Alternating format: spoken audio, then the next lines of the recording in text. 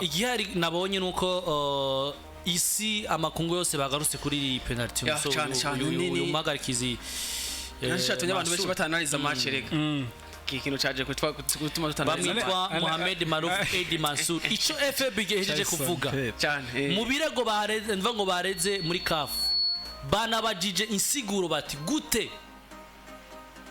Abahagarikizi b'urukino bahindurwa twebwe banyerukiye ntitubimenyesha kuko ngo burya ngo iyi match vyari prevu ko ihagarikwa n'abanyamaroki mugamu nyuma FB nako CAF bahindura Abahagarikizi match abanyagiputa FB iravuga ati dukeneye reka ndabasomere bimwe mu vyo FB banditse muri rikete bandikiye CAF barega bwana Mansour Bwana Mansour si Mansour se nabonye Afrika yose yamuhagurukiye tubaniye nawe mu ijoro rikeye nabonye Afrika yose yamuhagurukiye bose wa marubite bavuga ngo mu gifaransa ni communiqué match Bourg Sénégal la fédération du Burundi la fédération de football du Burundi vient de porter plainte contre monsieur Mohamed Maruf et Edi Mansour arbitre égyptien du match numéro 56 Burundi vs Sénégal Total Energy AFCON Maroc 2025 qualifiés. Dans une lettre adressée au secrétaire général de la CAF, la FFB proteste contre la décision de l'arbitre d'accorder à la 66e minute une pénalité au Sénégal alors qu'il n'y avait aucune faute, aucun contact entre un joueur burundais et le numéro 10 du Sénégal, même s'il y avait un qui n'était pas par ailleurs pas dans la séquence de réparation. La FFB estime que l'arbitre a faussé délibérément le résultat du match car il était à moins de 5 mètres de l'action. La FFB s'interroge aussi sur la modification des arbitres du match alors que c'était des arbitres marocains qui étaient désignés pour la rencontre. Aucune notification de la raison de leur remplacement n'a été portée à la connaissance des parties liées au match, contrairement aux usages de la CAF. Ati, FB irabazi gituma Abahagarikizi b'urukino bahinduwe. Mu gihe urukino gwari gwarikirwa n'abahagarikizi b'Abanyamaroc. Mu gihe atakumenyeshwa na kumwe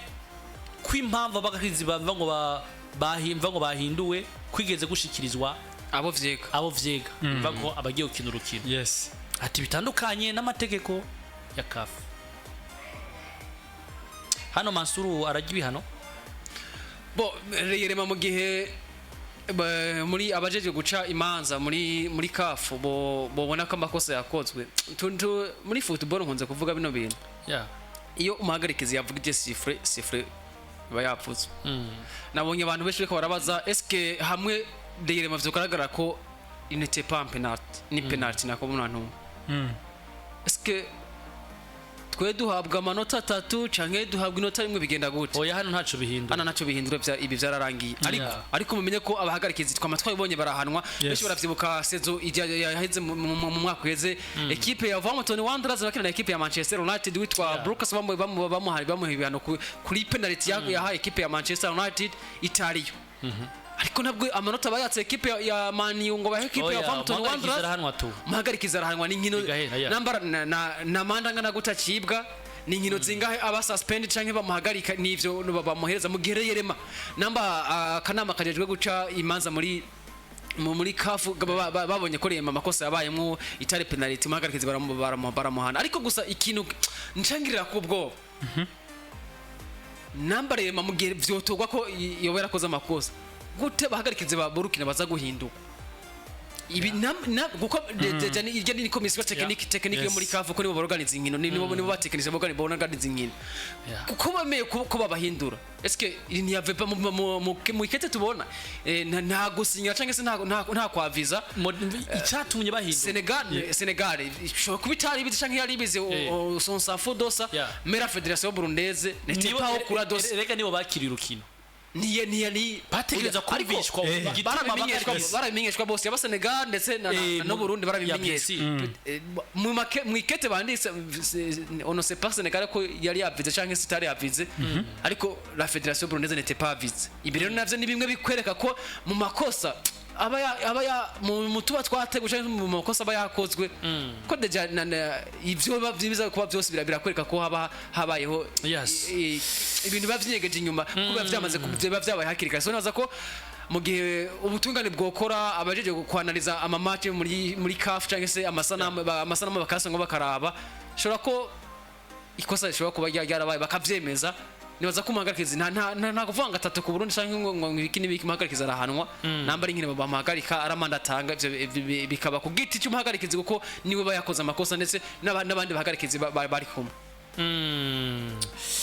nuko rero bimeze tuza kuba rero dutsindiwe igitsindo kimwe kubusa igitsindo ngo cyatsinzwe nono mugabo Ismail Assare nyuma ko ni muri penalty ni penalty yari sanse gutegwa na Sedema na kumagaza ngo ati bakuvunye uraryama soka hanze bagenda bakuvura uragaruka Umuhagarikizi yabakanye ati soka hanze musoye ku nguvu ati soka hanze bakuvure yari yasi soka hanze bakuvure ubundi uragira iki uragaruka iyi ni match reza kuba uno munsi turaza kuraba ske kuri nyuma ya june zibiri turahagarara gute Burkina Faso bayitiretse ko kuri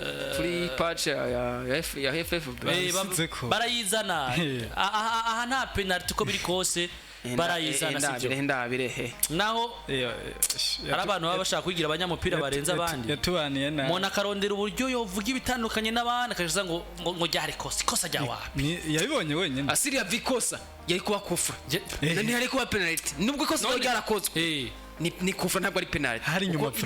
hari nani kosa ryakozwe na contact nimwe yaruna na manigeze iba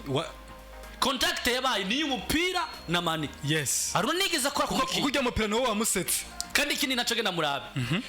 umupira ni waje muri direction yo gutega umutwe oya wari kuri control y'igifuwa kwa mani aruna ara umutanga arawudegaje kuri mani sivyo mukubitako kosa yabaye nta kosa sivyo na contact nimwe yaruna na mani yigeze haba no mu ikete banditse mu gihe hoba hari mu ikosa leta 5 metres to surface de réparation ivyo gusa nyene baduce nuko rero match iraza kuba isaha 3 Burkina Faso na Malawi hano ndifuza legalisation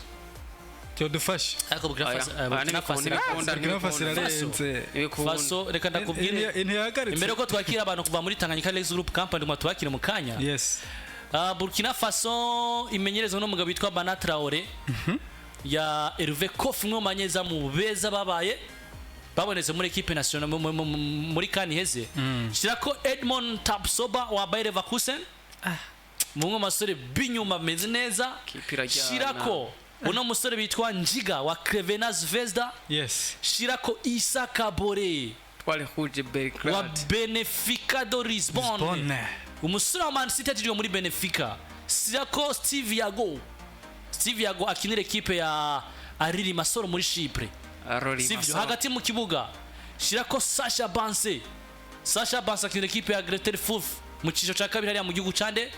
c'Ubudagi shirako uwo musore akinira equipe ya San Antonio muri USA musore amwitwa ni Dopanga Lukman Trovaboni sivyo shirako hagati mu kibuga Badoro umusore akinira equipe ya Sheriff hariya muri Moldavie musore bita Cedric Badoro kipe nimbi ubusatirizi bwa uno musore kinira equipe ya Bournemouth Donga Abubakar Faisal Ouattara sivyo ari kumwe nuno musore bita akina equipe ya Al Riyadh ari muri Saudi Arabia mitwa Mohamed Konate hamwe nuno musore bitwa Bande musore akinira equipe ya Henshik bamitwa Bureman Hassan Bande kipiruzuye equipe yona kumara baba Fisaziski wa Young Africans ari kuri bando tushi kandi tuzi kari wakaze muri aka karere wacu mu karere akaze cyane shaka umusore wa Shakhtar Donetsk Rasima Traoré equipe nimbi Burkina Faso nuko rero ni saha 3